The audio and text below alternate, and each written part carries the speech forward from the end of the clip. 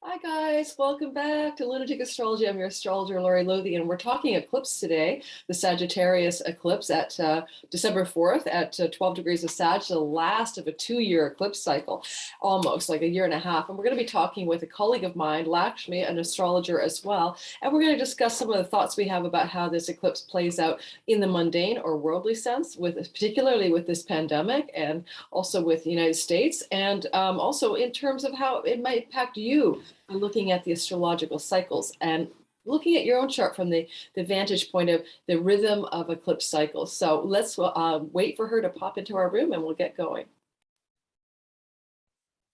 So we have Lakshmi joining me today, and I want to ask you, Lakshmi, tell me before we get into how astrology eclipses can really be useful to understand change in your life and also talk about world events. Tell me about how you got into astrology and also where people can find you as a professional astrologer.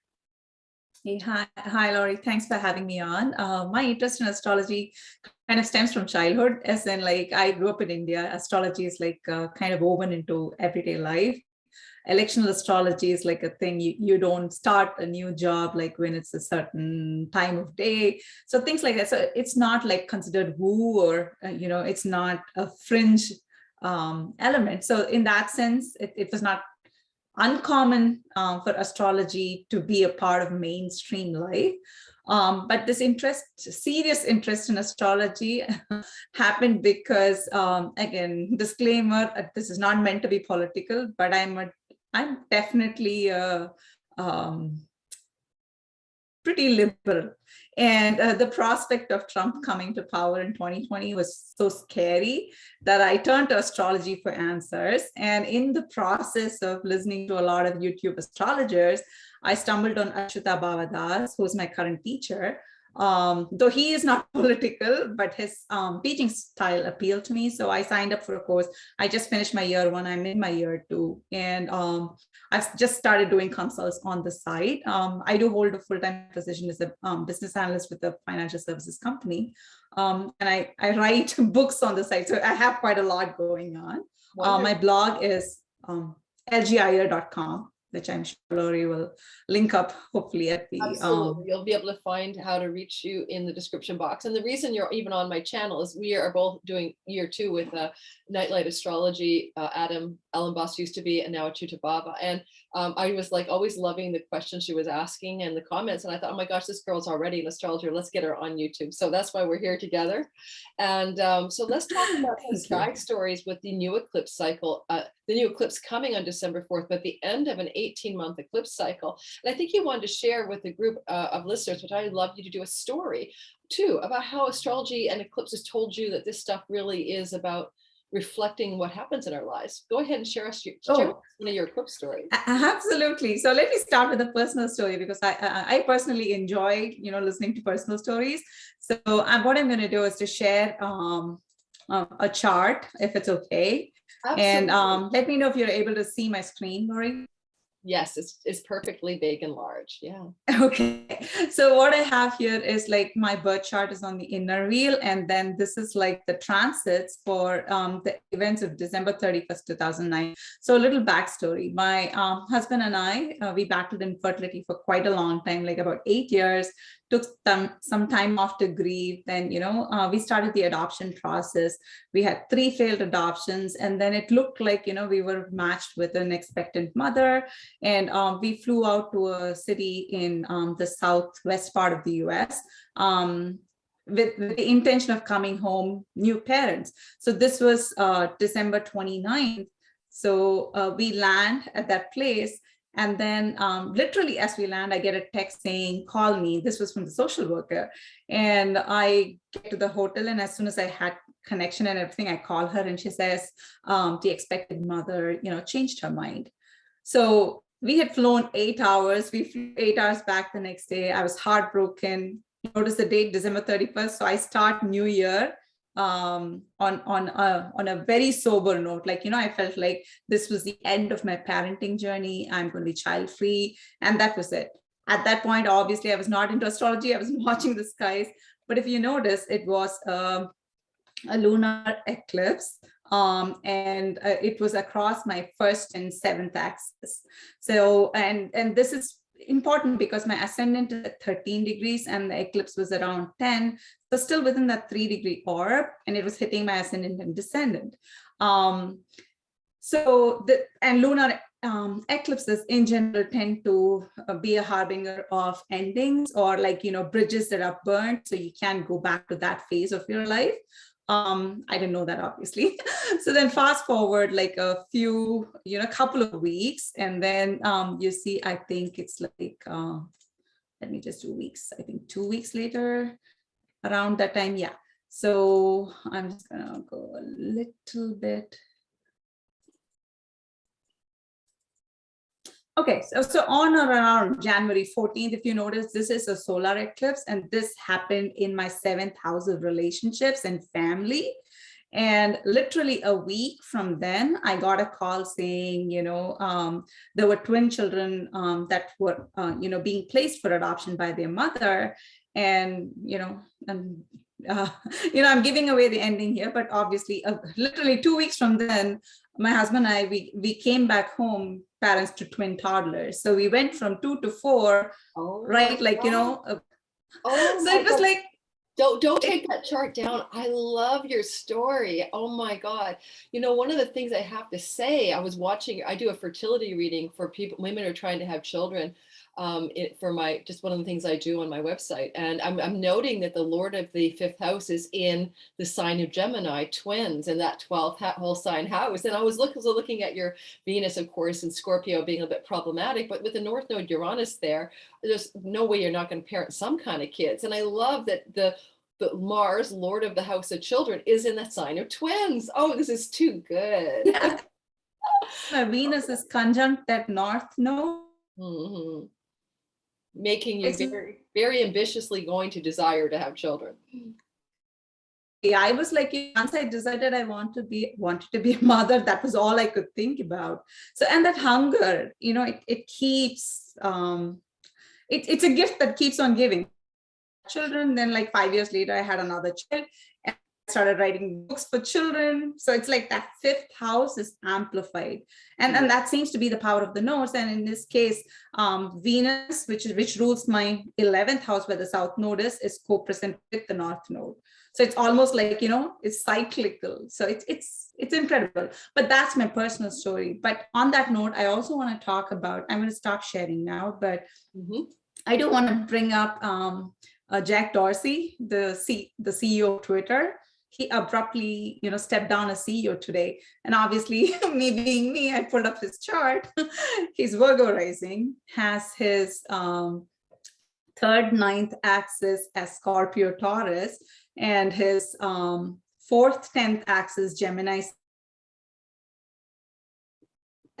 And what do we have? We had a lunar eclipse in Scorpio. He has a stellium. His sun is in Scorpio. That's the 3rd house, or everything to do with communication. Very mercurial. And then his 4th, 10th, obviously his public image, reputation, everything. The culminating eclipse is to happen this Saturday. And it's so on the nose, and that's what eclipses do. It's so on the nose. And so, with this, so what we would say about that, everyone listening, is that the CEO of Twitter had like a year and a half of energy with sort of a counterpoint between the domestic home life versus the career life, or his private life versus his public obligations. That's the 4th and the 10th, or his reputation in the world, 10th house, being eclipsed energetically since the nodes moved into the quarter of his chart, Sag-Gemini, in the summer of 2020. And what I think is important to recognize in eclipse cycles in your life is that the eclipses can actually produce results ahead of the actual eclipse. So for example, this Gemini Sag eclipse is a Sag 12 eclipse coming up on December 4th. And that is the last of that eclipse cycle for him, but it produces a last result ahead of cycle. And I just saw that with another thing in the sky as well. What was that? I said, oh my God, that happened before the eclipse. Oh, okay. I think that before the eclipse of December the 4th, 12 Sag, what did I see there? And said, oh my God, that just happened ahead of cycle. Oh my God, it's going to come back to me. This is menopause brain. I thought something happened in the news cycle reflective of that eclipse, a step ahead of that eclipse. But it's not going through my mind. But speaking of eclipse cycles too, one of the things I'd say to everybody now listening is that we are going to talk about why December 4th eclipse may have some impact in the United States, being on Joe Biden. I will talk about on Joe Biden's opposite Joe Biden's. Sorry, that was a lunar eclipse. I mean, on United States ascendant. So U.S. Yeah. ascendant is right on the eclipse point of our December 4th eclipse. And so even though individually we all have a story that will happen in our lives, depending on which whole sign house, the Sagittarius and Gemini corridor is, which axis it is of two houses. For the collective, I'm finding this fascinating to see the final eclipse going across the USA ascendant line, Sagittarius, and that will make a big change in the final finale of eclipses through the US identity house, as we progress into the next 6 months. So certainly there can be other things going on, besides the US economy, but other factors in the chart suggest it's going to be at least a major stock market correction. And maybe that's what that eclipse is showing, even though it's not in the financial house of the USA. There are other things happening in the sky, including a Pluto return that affect the United States economy. But any thoughts in general about that? I know you're not a mundane astrologer. Yeah, I was about to say, because it's in the first house, right? So the way I read it is, it's definitely something about the US's image. Like, you have a culminating eclipse that, caps off an 18-month cycle. We've lived through the pandemic, and hopefully the end is in sight, but something about the image, the image and the aura that we are trying to portray, because it's all about America. It's heart, it's soul, it's, health, whether it's financial or, the people. I think this eclipse will have something to say with it. And also because I'm a mid-70s child, I noticed that I have Sagittarius at 12 degrees.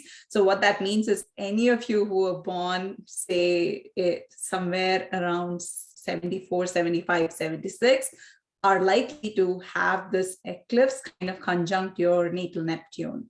And Neptune is all about illusions and, things behind the wheel. So maybe this eclipse is going to kind of take that veil away. So I'm excited to see how it's going to unfold, but just a little tidbit. Yeah, just to see. It could also be that United States may experience its first female USA president, and that will be Kamala Harris next year, because Joe Biden's health may be jeopardized by an eclipse that was opposite his sun. And that same eclipse that was a lunar eclipse in the new eclipse part of the chart, the Scorpio-Taurus axis, that same eclipse that we had already behind us on November 19th, it also eclipsed Jupiter in Kamala Harris's chart. And Jupiter is the ruler of her 7th house of partnerships. So her main partner is the president to the vice president. Or of course, she could have problems with her husband, but it's right on that Jupiter ruler of the 7th. And, there's a feeling I have that there's, something going on in that sky for Joe and Kamala that will put her into power, even if it's temporary, even like he's recovering from surgery, it's going to take a month and a half, just pretending, then she'll be the first acting US president in the United States history. Now, that is a huge identity shift for the US, in terms of its its first house qualities. Yeah. Yeah, and I can't help noticing, Jack Dorsey, like I was saying, he has a Scorpio sun.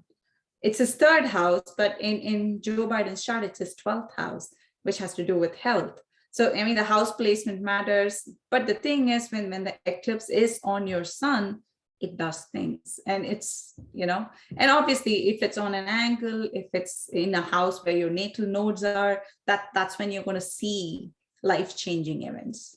Absolutely. Eclipses on it going through your 1st house and your 7th house, which is what Lakshmi means by angles, or your 4th house or your 10th house. Those angular eclipses are sort of like, I always liken it to like a water wheel. You find these water wheels in, mills and stuff, and they have these little cups on the edges of them, that catch the water, that turn the wheel. And it's like the 1, 4, 7, 10 are cup houses that have water wheel energy, and it spins your destiny like the wheel of fortune. Eclipses through my marriage house, my 7th house, ended an 8-year marriage a few years ago, when we had eclipses going through the Aquarius and Leo corridor. So, you know, these things really play out strongly in all of our lives. So if you're listening and you know that you have, with this new eclipse cycle even coming in, if your Taurus and your Scorpio axis is going through 1-7 or 4-10, or for the one that's completing on December 4th, if you have Sagittarius Gemini going through 1-7, 4-10, right? You're going to have a huge year and a half, up to 18 months and longer, of some really significant life changes. Yeah, absolutely. Yeah. Or if you have nodes in any of those signs, like, you know, if you have nodes in your Gemini Sag axis, it's capping off that cycle. And if you have nodes in Taurus Scorpio, like I do, then it's kicking off a new cycle. And again, another personal anecdote, every time I've had eclipses in the Scorpio Taurus axis, because my natal nodes are there, I've ended up, you know, buying homes, having babies, like major life events. Absolutely. And that's the other thing, you know, and my nodes are through 1-7. So I always get like the same thing over, like it's double whammy when eclipses are going through 1-7 for me. But your south and north node axis, you'll always be getting, if you're listening, either in every 18, 19 year nodal return where the south and north nodes line back up with each other, or a half nodal return where the south node in the sky transiting comes over your north node and vice versa. I find the half nodal returns through experience and also clientele tend to be very subtle and very balancing energies. Like if people find that there's change that feels actually quite good, that's how I've seen that play out for people. Whereas the full nodal return, you know, north node to north node, south node to south node, has a lot of intensity. Yeah. That's how it seems. And if you want to kind of look back on your life, right? So go back to say mid 2002 to about early 2004. So for the next set of eclipses that are coming through the Taurus Scorpio. So look at themes that were happening in your life around that time. You might see an amplification of those themes, a continuation of those themes, or something in those areas of your life that will change. And that was like, I think, the nodal opposition, or maybe not. So it depends on your chart, really. And the other time period I want you to look at is like mid 2011 to 2013 is again when Taurus Scorpio was active. So look at themes of what was happening in your life at that point, and you might have an idea of what to expect over the next year and a half. Yeah, and I find that is really helpful to go back and track, you know, the history of your eclipses, because, you know, you'll get a sense in general. I mean, I put a video up about how to interpret eclipses in your chart recently. The themes are broadly playing out, and the differential tends to be the outer planets and where they're placed at the time. Neptune, Pluto, and Uranus will tell you a lot about the flavor of the kinds of change, you know, as opposed to the kinds of change. So radical or slow or fast or exciting. Back in 2000 and the last eclipse cycle that dovetails with our new one that's starting up, I think I tracked the nodal movement into May of 2000 and my brain's going to go offline. 2003 all through 2004 is really where you had the crux of that last Scorpio-Taurus cycle. But it's interesting because if I looked back at the prior cycle, guys, and think back to 9/11, okay, so the Gemini, what's closing out this December 4th is a Gemini cycle in your chart that began just after 9/11. So there's kind of that fall of 2001 into the summer and all of the 2002 into a little bit of the spring of 2003. Whatever was happening then in your life is similar to this closing out cycle that began in the summer of 2020. And you know what? I moved because this goes over my IC axis, my root of my chart, ICMC, and anything that touches the bottom of the sky, the IC axis usually can involve relocation. And I relocated from the United States to Canada during that cycle back in 2001, 2, and 3. And I actually moved in 2003 at the tail end of it, but plotted the move in 2002. And it's interesting to compare that to this time for me, because I said this on my channel. I had moved to Montreal during 2000 and end of 2018. Okay, early 19, I moved to Montreal, and then during this new eclipse cycle that kicked in, I was loving Montreal. I'm like, French, joie de vivre, good wine, fine restaurants, daughter at McGill. This is the new me in my bachelorette pad, never leaving Montreal. And then I saw an eclipse to my IC, a lunar eclipse, November 8th, 2020. And I'm like, fuck, I'm moving, but why? Why? And I find not only do lunar eclipses tend to bring endings, and the punchline is I moved within 6 months. I knew why I would move after that eclipse, and I did relocate within 6 months to Vancouver, Canada, back where I used to live.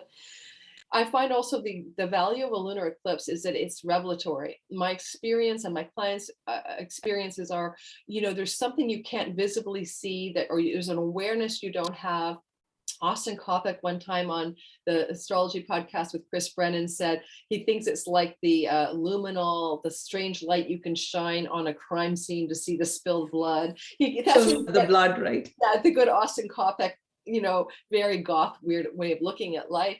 But honestly, it is sort of like that. There's something that it's there already. It just hasn't been lit up so you can see it. And lunar eclipses bring an eerie red light in the real sky. And so there's this quality of a new light on some situation. And so for me, the light on the situation was fiscal. I didn't realize I had moved to the highest tax province in Canada. And of course, my IC is in my 5th house, which is square to the 8th house of taxes. And technically Pluto at 8 degrees where is squaring my IC, and it was the 8-degree lunar eclipse that knocked me out of the province of, or the province of Quebec in Canada, where taxes are triple the tax rate of most provinces. And I'm like, I'm not working this hard to pay this much tax. So anyway, so point working if you're going to give it all away. Yeah, but as an astrologer, I'm like, knowing this can happen, knowing that it means I'm going to move, but I can still remember myself telling people that there's no way I'm leaving Montreal. So, you can even see the sky stories and predict that's probably going to mean a move. But I still remember thinking, no effing way, I am getting back in the car and driving across the country to Vancouver. And that's exactly what I did.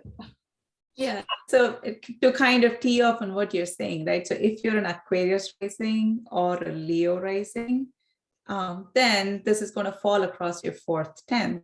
So then you might want to think about, are you going to change jobs, or maybe you're going to move, homes, or expand your home? Any of those things can happen. So just heads up. And the other thing I wanted to talk, touch upon when Lori was speaking is that the last times these happened, I don't think Uranus was in Taurus. So now over the next year and a half, we are going to have this really potent series of eclipses where you have Uranus, you have the North Node, and the eclipses. It's going to be, really potent and pretty significant. At least that's the vibe I'm getting. Me too. I was literally thinking, I actually mentioned that somewhere else on YouTube. It's like, Uranus was in Taurus in the 1930s to early 40s. That's the last time we saw that action. So this is the first time in any of our lives we've experienced this kind of energetic eclipses meeting with the great disruptive change and intensity of Uranus. I like to think of Uranus as both Zeus throwing thunderbolts or the tower in the tarot. Usually the change that's coming is unforeseen and unpredictable, which is hard to say as an astrologer because we're always trying to do the opposite. But we do have that sort of energy going very powerfully going through the Taurus corridor of the sky. And in your own chart, I like what you just pointed out. I always look at the equidistant cross in astrology. So anytime eclipses move through one polarity of your chart, always look at the 90-degree houses away. So you end up with the equidistant cross, like that, because it tends to be that they all get impacted. And even if it's not an angular eclipse cycle for you, for instance, I'll give you I'm angular right now because I'm Aquarius Leo. So this will impact career and home 4 and 10, but eclipse cycles that are more subtle, if you're going through an eclipse cycle through the axis of 2 and 8, your 2nd house of earned money and values and, usually resources that you have to keep you food, shelter, and water going. And the 8th house, other people's money like inheritances, and maybe spousal money. If eclipses are going through your 2-8, then you have to actually consider they're going through your 5-11 at the same time.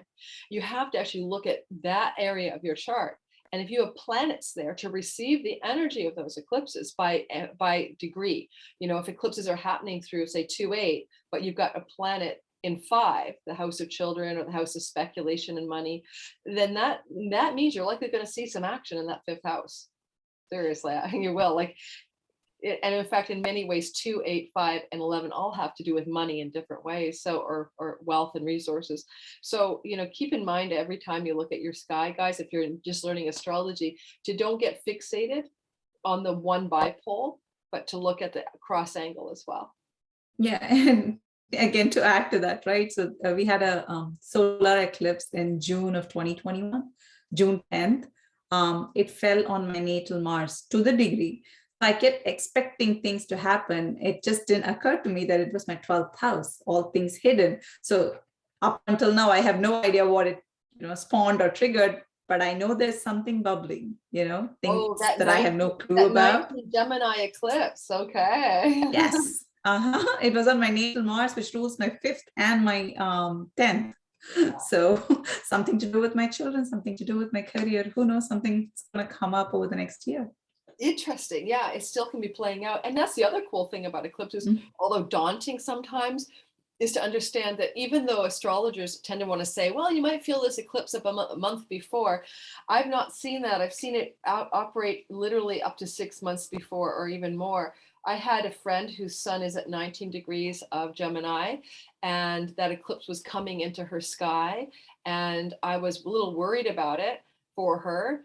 But what can you do? It's coming right on her natal sun. And within 8 months of that eclipse, she had a catastrophic, sudden, unexpected cardiovascular event, a severe heart attack, and she just died.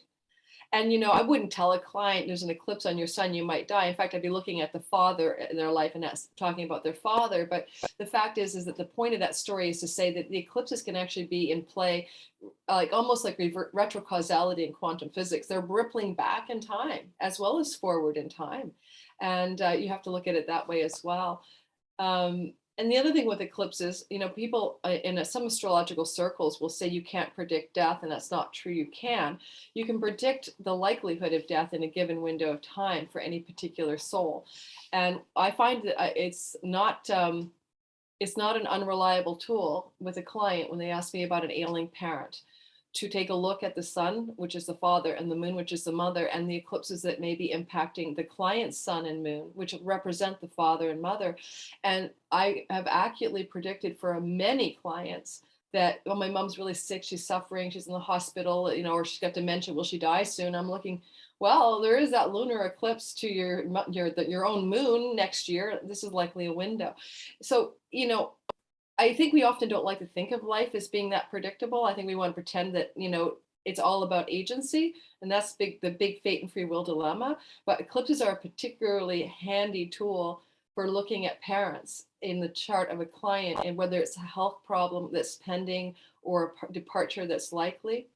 And you would look at other variables besides the eclipse. But the other side of that, Lakshmi, is that I look at my children's moon in their chart, because that's me, to see how I'm doing. You're not alone.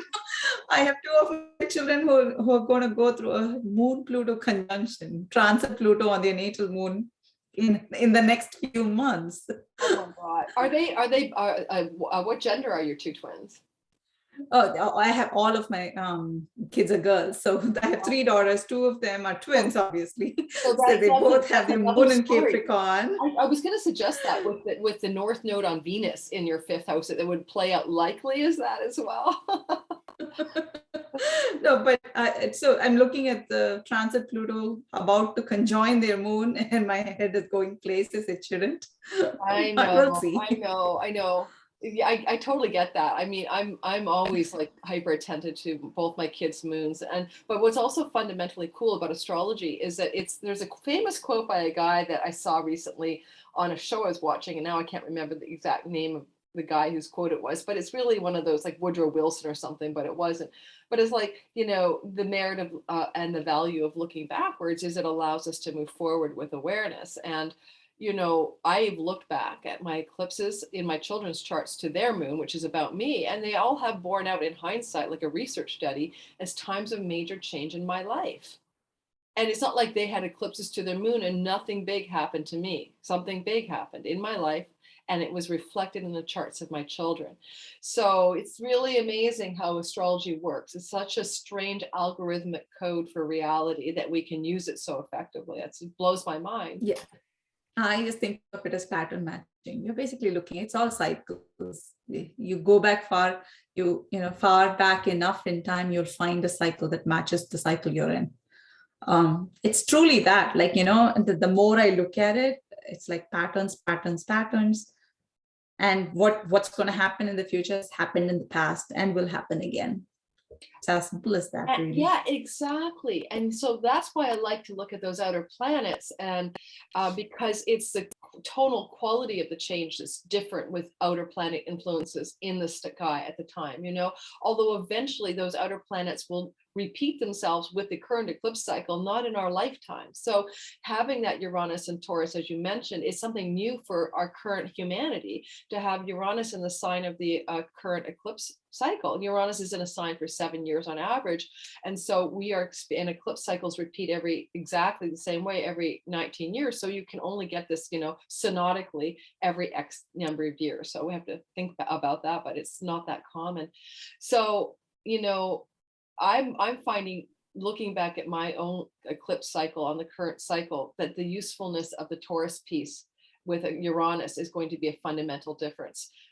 Uranus was Uranus was not even working on, I think he was an aversion to the last eclipse cycle for some reason. My brain is a little offline, or was it Neptune? But anyway, I did a look at all of that. But if you really start looking at this stuff for cycles, yeah, it makes a big difference. So do we want to round up with any predictions at all about how the last eclipse on the Sag-Gemini corridor might play out in the collective field, besides the fact the United States is having a reinvention of identity, or an eclipse to their identity? South Node? I'm not even going there. But I'll be curiously watching to see how it's going to play out in the collective. Sure. How about the pandemic? What do you think about this new Omicron variant? We're recording on the 29th of November. In terms of the eclipse cycle at all, do you think it plays a role, given that the lungs are Gemini? So Gemini rules the lungs in astrology, and we've been having lung problems as a collective since the eclipse cycle began, with the South Node moving through Gemini. And now, so I'm hoping then this eclipse will be kind of the last wave, and with that we are done.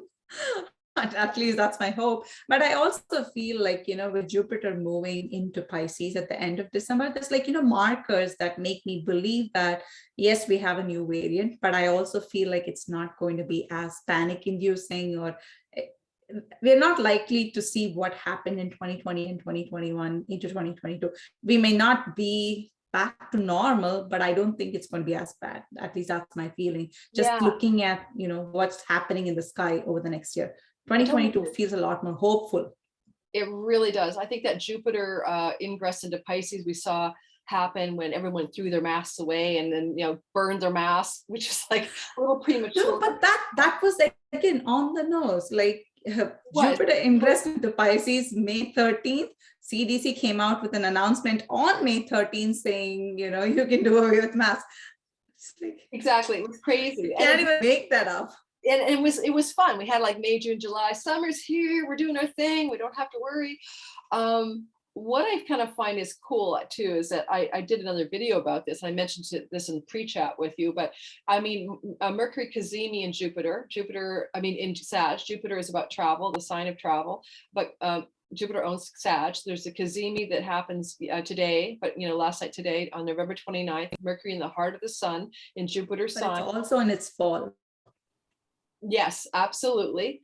However, there is that condition of Mercury, but Jupiter being, neutrally dignified in Aquarius is a sweet spot.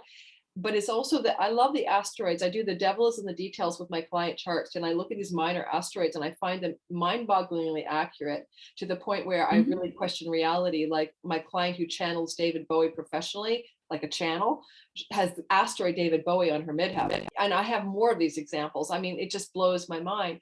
But the asteroid Panacea is with Mercury and the Sun, and Panacea means the cure-all or the remedy for everything. And so I'm like, okay. And there is a little mini grand trine in the sky with a Chiron in Aries and Mercury Sun in Sag. And who's completing that mini trine? My brain is off for that. Chiron and Saturn in Aquarius. So Saturn Aquarius is in a sextile to the Cazimi at 7 degrees. And then Chiron in Aries is sitting at 7 degrees as well, or 8, 7, 8, but it's close. And so this little like fortunate like triangle of two sextiles bound by the trine can bring luck and harmony to things. So there's some more good than bad. And I think that the fall, Mercury not in fall, on a detriment, I think that the story there is that okay, just gonna say it, guys. Okay, I'm just gonna say it. I think that piece of the story is that Omicron is going to be highly transmissible and very mild relative to Delta, and will become the dominant strain. And the mercurial downside of that, given that Mercury is connected to Virgo, which is medical and health stuff, is the end of the vaccine rollout, which means things like the plummeting shares of Pfizer and Moderna. In other words, no one's going to be running for their vaccine from something that gives them fatigue, a headache. That's what they got out of Africa so far: a headache, fatigue, and some muscle aches, but no real respiratory symptoms. Good. I haven't been keeping up, but if that's it, I'm all for it. And 30% all digits. 70% of the population of South Africa is not vaccinated. So where it is a waiting game over the next week to 2 weeks to see if hospital surge happens there. And if there isn't hospital surge, there's a good chance that this vaccine that we're all racing to fix the problem with vaccines won't even be needed. Honestly, if Omicron raced across the globe, everyone got mildly ill, but nobody was really severely ill, and it became the dominant strain, then the pandemic is de facto over as a risk to hospital overwhelm. So we'll see. I'm really hopeful, and I could absolutely be wrong. So I totally say that, this is my there's a science part of me that's saying no. Rampant spread is just going to mutate and cause more strains. But you know what? I will take but in Japan they had a complete deflation of the virus because it mutated so badly into so many. It had mutated into a strain that was limp as a limp situation. Okay. And so, in other words, what's gone on as a dominant strain in the island nation of Japan is no longer dangerous, and it's actually dying out. So, and of course, that's an island incubator. All you need is someone to come in with a new, really bad strain. That won't be great. But, humanity is an island called the Earth, the globe. And the way a virus works is it goes for dominance. The dominant strain will prevail because of its higher transmissibility. And if Omicron is apparently, according to some thoughts, one doctor in Africa suggested, I don't think this is scientific, 500 times more transmissible than Delta, but it's more transmissible than Delta, then it can't help but become the dominant strain. And if it is milder by far, then we're looking at the end of the lung situation, right? Eclipses, south node, loss and difficulty going through a sign that means lungs. Gemini correlates with lungs, is not a bad thing at all. How are you feeling about your new eclipse cycle through the next I'm year? excited. I'm excited. I have a lot going on, so I'm kind of waiting. 2022 is likely going to be my big year. I can feel it. So I do think so too. I mean, you're going to get a lot of boost in that Taurus chunk of real estate for you, aren't you? Yep. Where you could find that your reputation, your success, your great gains from your career, and your karmic rewards of the 11th house take off. There is a documentary on our family that's it's in post-production. So we are thinking it'll get released next year. So I'm hoping the eclipse cycle is going to help with that. Oh, so we'll see. By your family or about your family? No, about our family. It's by an independent filmmaker.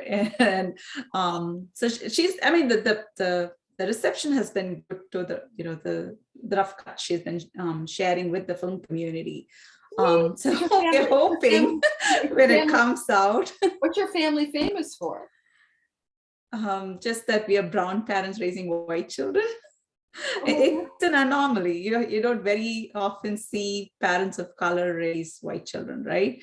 And we have an open adoption, as in, like, Brandy, my children's mother, is very much an integral part of our family. So this what a sweet time for that. But it also can really increase your 10th house profile, because it's 11th is second from the 10th, so your earnings from your career, your reputation kind of rise up a bit here.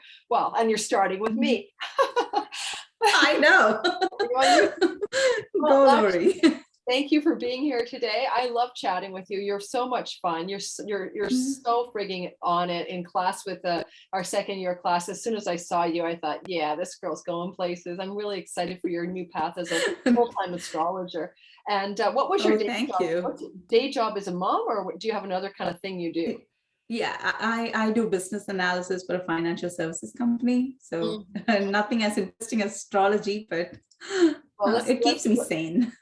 Let's get your astrology biz going. I think you're going to be a total one-hit wonder. I'm going to put your link in the description box if anyone wants to check your blog out or find out what you're doing in the astrology world and track with you, or even go for a session with you. I highly recommend you to others. You're fantastic. All right, guys, thank you for listening to Lunatic Astrology as we talk everything. I think let's call this video Everything Eclipses, because we kind of covered a lot of territory. And when I end this meeting, we'll end too. So we'll see you around in class. All right. It was great being on here with you. And thank you, everybody, for watching. Thanks, Lakshmi. I really appreciate it. Bye. Bye-bye. Bye.